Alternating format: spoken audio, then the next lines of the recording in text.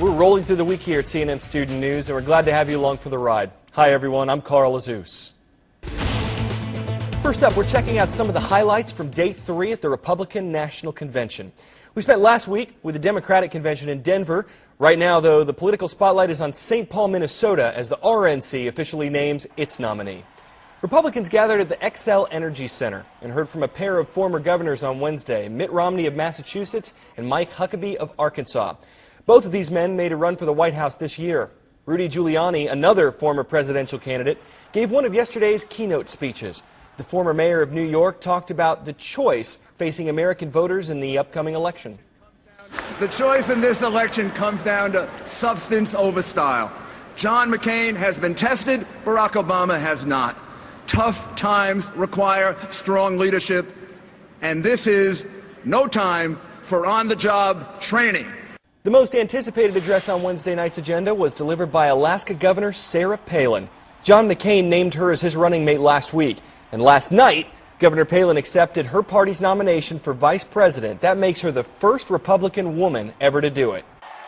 I accept the call to help our nominee for president to serve and defend America, and I accept the challenge of a tough fight in this election against confident opponents. Politics isn't just a game of clashing parties and competing interests. The right reason is to challenge the status quo, to serve the common good, and to leave this nation better than we found it. The top of the ticket topped off the night when the state-by-state roll call officially declared John McCain as the Republican Party's presidential nominee. Arizona, 53 votes, John McCain.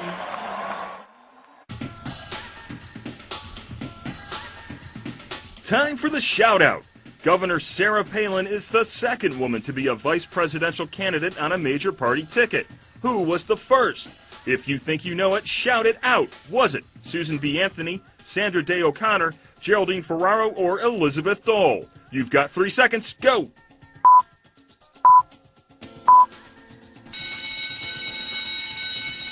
Geraldine Ferraro was the first woman to blaze this trail as the Democrats' vice presidential nominee in 1984.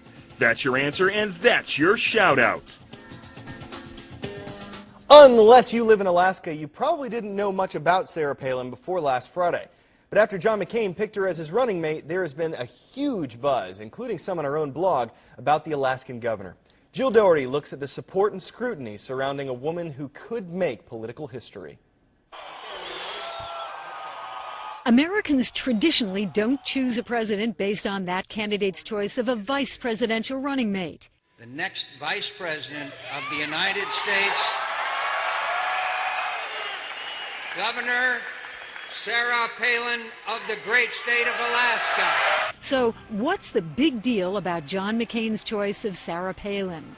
Log on to the internet and you'll find out. Take the same biography, the same facts about Sarah Palin, and each side has diametrically different views as to whether she should be, as Americans put it, a heartbeat from the presidency. First off, Republicans say this is historic, the first woman ever on a Republican ticket. Democrats had Geraldine Ferraro back in 1984. It was rightly noted in Denver this week that Hillary left 18 million cracks in the highest, hardest glass ceiling in America. But it turns out the women of America aren't finished yet, and we can shatter that glass ceiling once and for all. Critics claim the choice of Palin was a cynical attempt to attract supporters of Democrat Hillary Clinton, still angry that she wasn't chosen as Barack Obama's running mate. Next, experience. For most Americans, Palin is a complete unknown. A first-term governor of Alaska, a state with a population of just 670,000. Before that, mayor of a small town near Anchorage. Supporters say she has executive experience and understands average Americans. As this blogger puts it, I'm 100% behind Governor Palin. She has what it takes. But critics question how a woman who didn't have a passport until a year ago, according to the New York Times, could be vice president. Palin is a true blue conservative. Pro-guns, supports teaching creationism, anti-abortion, anti-gay marriage. Shortly before being named McCain's running mate, she told a conservative magazine she doesn't believe global warming is caused by human beings. She's a great candidate for vice president because she's conservative, and she's a committed conservative. She's got really strong conservative credentials, unimpeachable, in fact. That's just the point. McCain is using Palin, critics say, to shore up his own weak support among conservatives. And how are the conservative Christians reacting to news that Sarah Palin's 17-year-old unmarried daughter is pregnant? So far, they seem unfazed, and they're fully backing her politically and financially. Contributions to the McCain campaign increased significantly after Palin was introduced as McCain's pick. Why so much heated debate over a vice presidential candidate? One political scientist says there are big issues at stake. It reinforces the fact that John McCain is the oldest person ever to run for a first term for the White House. He's 72 years old, and that she could possibly be president of the United States.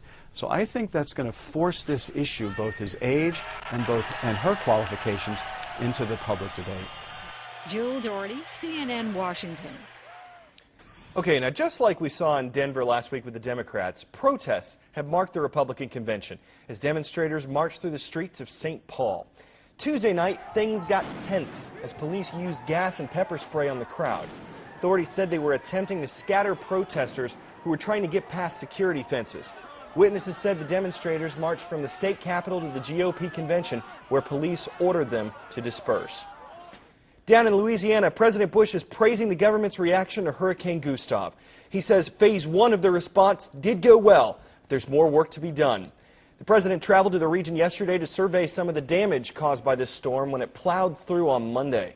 Earlier this week, President Bush declared more than half of Louisiana's parishes a federal disaster area, making residents there eligible to receive federal aid. Out in the Atlantic, tropical storm Hannah is making its way toward the U.S. coastline.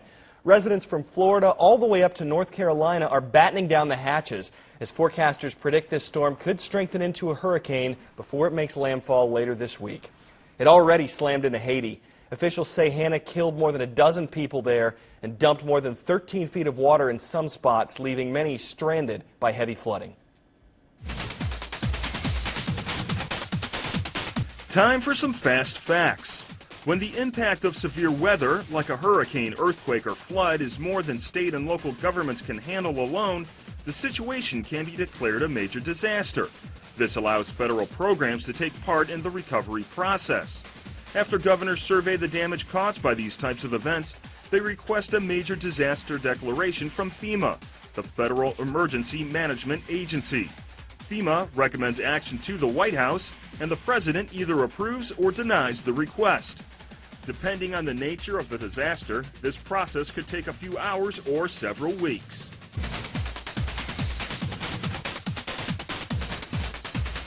Before we go, a lot of you probably had a treehouse when you were younger, or maybe, like me, you just fell out of your friends.